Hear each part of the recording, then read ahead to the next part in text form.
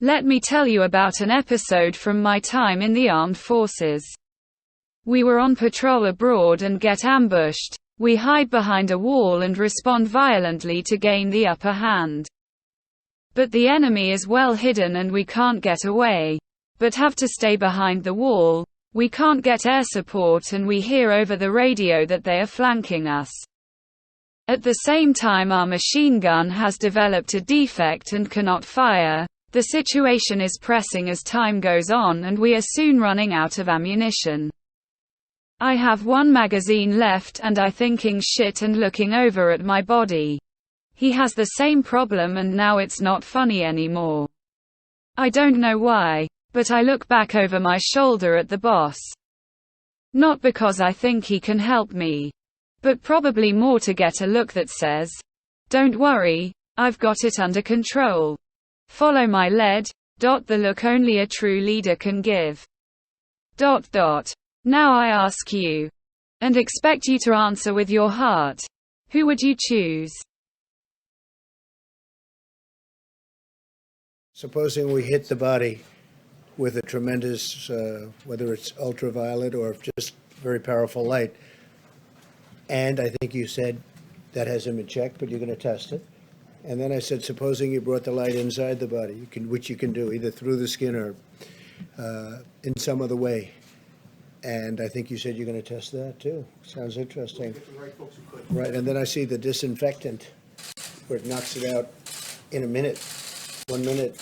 And is there a way we can do something like that by injection inside or almost a cleaning? Because you see it gets on the lungs and it does a tremendous number of the lungs. So it'd be interesting to check that. So that you're going to have to use medical doctors with. But it sounds interesting to me. I've never been more hopeful about our future. I have never been more hopeful about America. And I ask you to sustain that hope. I'm not talking about blind optimism, the kind of hope that just ignores the enormity of the tasks ahead or the roadblocks that stand in our path. I'm not talking about the wishful idealism that allows us to just sit on the sidelines or shirk from a fight.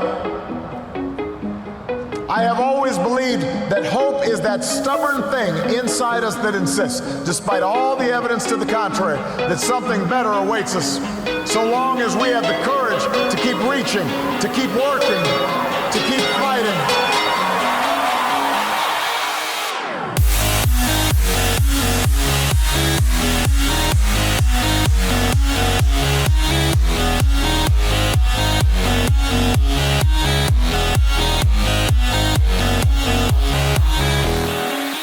I believe we can keep the promise of our founding.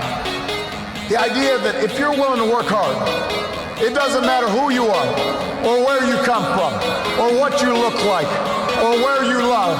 It doesn't matter whether you're black or white, or Hispanic, or Asian, or Native American, or young or old, or rich or poor, able, disabled, gay or straight.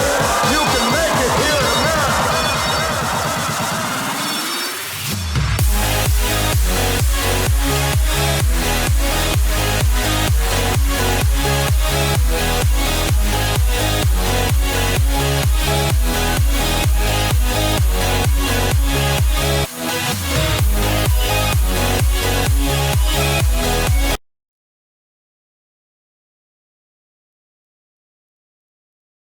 If you're in the right wing, to try to figure out what in the world this word salad is. So here is a direct quote from Donald Trump in that interview about the Cummings meeting. Quote, "Well, he said, you'll be the greatest president in history of, but you know what?